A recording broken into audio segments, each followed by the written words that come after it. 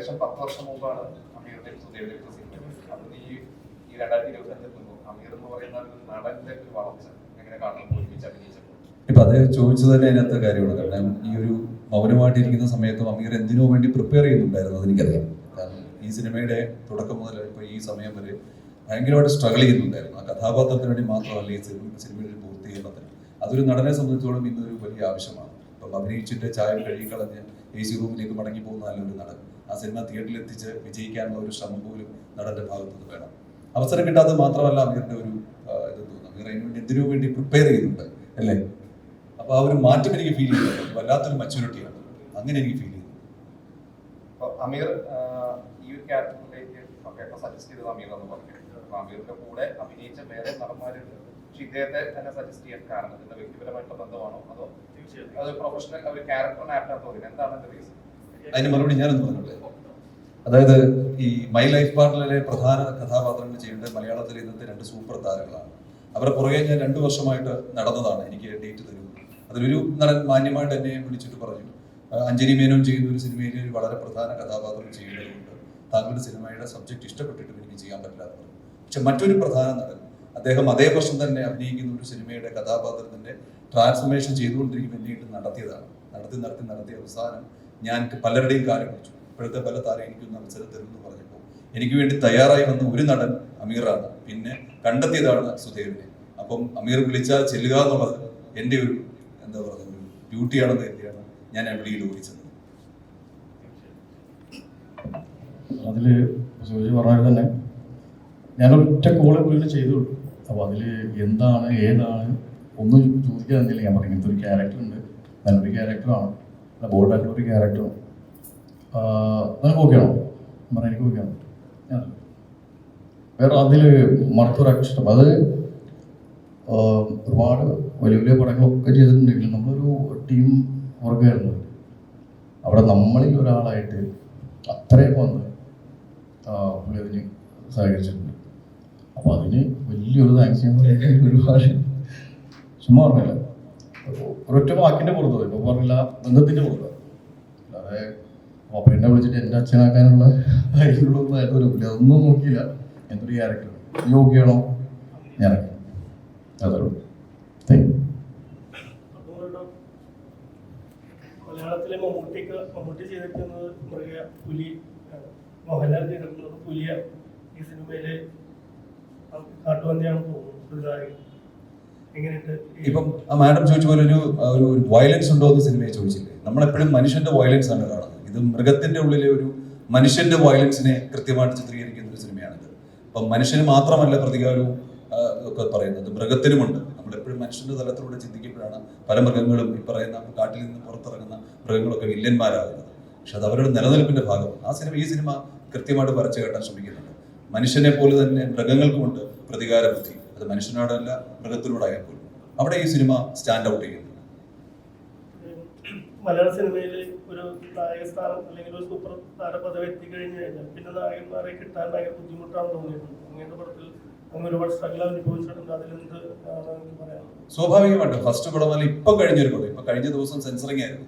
ആ സിനിമയിൽ നമ്മൾ പ്രധാന 2 പേരെ നായകന്മാരായിട്ട് ഫിക്സ് ചെയ്തതാണ്. പക്ഷെ അവരൊക്കെ പറയുന്നത് 2 വർഷം 3 വർഷം കഴിഞ്ഞ് ഡേറ്റ് തരാമെന്ന് പറയുമ്പോൾ ആയുസിൽ നിന്ന് അവരുടെ ജീവിതത്തിൽ നിന്ന് 3 വർഷം ആയുസ് കടന്നു പോകുന്ന പോലെയാണ് എൻ്റെ ജീവിതത്തിൽ കടന്നു പോകുന്നത്. ഇപ്പൊ ഒരുപാട് സ്ട്രഗിൾ ചെയ്യുന്നുണ്ട്. ഈ പറയുന്ന ഒരിക്കൽ സാധാരണ താരങ്ങളായിട്ട് വന്നിട്ട് പിന്നീട് വലിയ താരങ്ങളായി മാറുമ്പോൾ പിന്നെ അവരുടെ ഡേറ്റ് കിട്ടുക എന്നൊക്കെ വലിയ ബുദ്ധിമുട്ടാണ്. എന്നെ പോലെ ഒരുപാട് പേര് ഇത് ഫേസ് ചെയ്യുന്നുണ്ട്. ഞാൻ പ്രൂവ് ചെയ്തതായിട്ട് പോലും എനിക്കിപ്പോൾ വളരെ ബുദ്ധിമുട്ടാണ്. അതിന്റെ തെളിവാണ് ഇപ്പൊ ഇത് തന്നെ. ഇപ്പം അമീറിനെ എന്നൊരു നടൻ ഈ കഥാപാത്രം ഏറ്റെടുക്കാൻ തയ്യാറായതുപോലെ ഒരു നടന്മാരും ചെയ്യില്ല. കാരണം അവർക്ക് വേണ്ടത് ഒരു സിനിമ ചെയ്യുമ്പോൾ ആ സ്ക്രീനിൽ എന്തൊക്കെയാണ് വേണ്ടത് അതല്ല, എന്താ പറയുക, അവർക്ക് വേണ്ട ആഡംബരങ്ങൾ, ക്യാരവൻ, അതൊരു സിനിമയുടെ ടോട്ടാലിറ്റിയിൽ അത് ഒരു സാധാരണ പ്രൊഡ്യൂസറുടെ എന്താ പറയുക കീശിയാണ് കാര്യമായിക്കൊണ്ടിരിക്കുന്നത്. അപ്പൊ തീർച്ചയായിട്ടും നടന്മാരുടെ ഒരു ട്രാൻസ്ഫോർമേഷൻ ഒരു സാധാരണത്തിൽ നിന്നും അസാധാരണത്തിലേക്ക് വരുമ്പോൾ ആ സിനിമയിൽ അവരുടെ ഇടപെടൽ ഭയങ്കരമാണ്.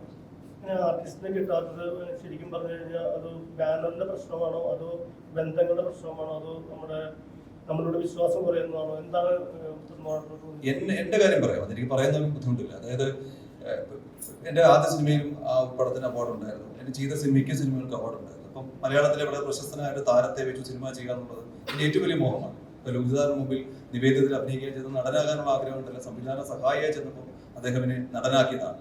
അപ്പൊ ഇവരുടെ അടുത്ത് നിന്നപ്പോൾ ആ പ്രൊഡക്ഷൻ കൺട്രോളറുമായിട്ട് ഒരു മീറ്റിംഗിൽ അദ്ദേഹം എന്നോട് പറഞ്ഞാണ്, നീ ചെയ്ത ഒരു അവാർഡ് സിനിമ കൊണ്ട് ഇന്ന താരത്തെ നിനക്ക് ഡേറ്റ് കിട്ടില്ല, നീ പ്രൂവ് ചെയ്ത് കാണിക്കുന്നു. ഒരു നടനെ വെച്ച് പ്രൂവ് ചെയ്യണമെന്നുണ്ടെങ്കിൽ തീർച്ചയായിട്ടും നടന്റെ ഒരു സാമീപ്യം നമുക്ക് വേണം. നമ്മൾ പലരും കേട്ടിട്ടുണ്ട്, പുതിയ നടന്മാർക്ക് പലരും ഡേറ്റ് കൊടുക്കുന്നു എന്ന് പറയുമ്പോഴും അതിന്റെ പുറകിൽ ഒരു ബിഗ് സപ്പോർട്ട് വരുന്നുണ്ട്. പക്ഷെ അത് കിട്ടാത്ത എന്നെ പോലെ ഒരുപാട് പേരുണ്ട്.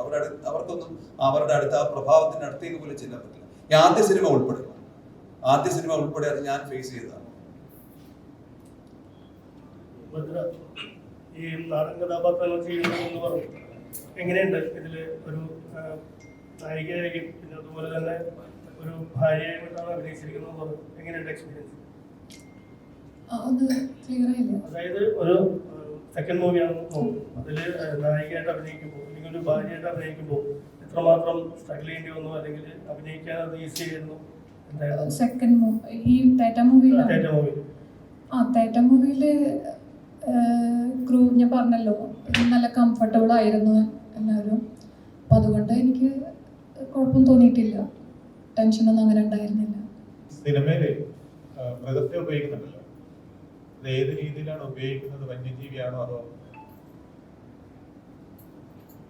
ഒറിജിനൽ മൃഗമാണോ ഉപയോഗിക്കുന്നത്? അല്ല, നമ്മളിതിൽ ഡ്യൂപ്പും ഡമ്മിയും ഗ്രാഫിക്സുമാണ് മെയിൻലി ഇതിലുള്ളത് കൂടുതലും. അപ്പോൾ അതിൽ നമുക്ക് ഒരു ലിമിറ്റേഷൻസ് ഉണ്ട്. അതിന് നമുക്ക് ഒരിക്കലും ചിലപ്പോൾ പുലിനെ വരെ ട്രെയിൻ ചെയ്ത് നമുക്ക് എത്തിക്കാൻ പറ്റും. ഈ സാധനത്തിന് നമുക്ക് ഒരിക്കലും ട്രെയിൻ ചെയ്ത് നമുക്ക് കിട്ടില്ല. അതുകൊണ്ട് ഡമ്മി ഉണ്ട്, അതുപോലെ തന്നെ ഗ്രാഫിക്സുമാണ് കൂടുതൽ.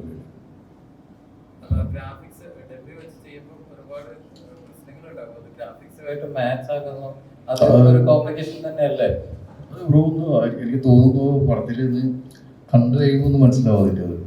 കാരണം നമ്മള് അവരുടെ ആൾക്കാരെ നമ്മൾ കാണിച്ചിരുന്നു പടം, അതിൻ്റെ ഒരു പ്രശ്നങ്ങൾ ഇതുവരെ അടിച്ചിട്ടില്ല. അപ്പൊ അതൊരു മിക്സഡ് ആയിട്ടുള്ളതാണ്. അപ്പൊ അതൊരു വലിയ പ്രോബ്ലംസ് ആയിട്ട് അതിൽ വന്നിട്ടില്ല. അല്ലല്ല, അമീർന്ന വ്യക്തിക്ക് ആ ഒരു പിന്നെ ഡമ്മി വെച്ച് ചെയ്യുമ്പോൾ ഇത് റിയലി നമ്മളൊരു സിനിമയിൽ കാണുമ്പോൾ എത്രത്തോളം അത് വർക്ക്ഔട്ട് ആകുന്നൊരു ഭയം ഉണ്ടായിരുന്നുണ്ടല്ലേ? അതുണ്ടായിരുന്നു. കാരണം അത് ട്രോൾ ചെയ്തിട്ട് കൊന്നു കൊലവിളിക്കും എന്നുള്ളത് എന്തായാലും ഉണ്ടാവും. അതല്ല, അതെന്നെ കൊണ്ട് പറ്റുന്ന രീതിയിൽ ഫുൾ ഓഫ് വീഡിയോ ചെയ്തിട്ടുണ്ട്. അപ്പോൾ അതിൽ ഞാൻ പടം കണ്ടിരുന്നു, വരുന്നതിന് മുമ്പും ഫിലിം കണ്ടിട്ട് തന്നെ വന്നത്. അതിന് ആ ചെയ്തതിനുള്ള റിസൾട്ട് അതുണ്ട്. ആ സ്ക്രീനിൽ വന്നപ്പോഴും അതതിൻ്റെ ഒരു ക്വാളിറ്റി ഉണ്ട്.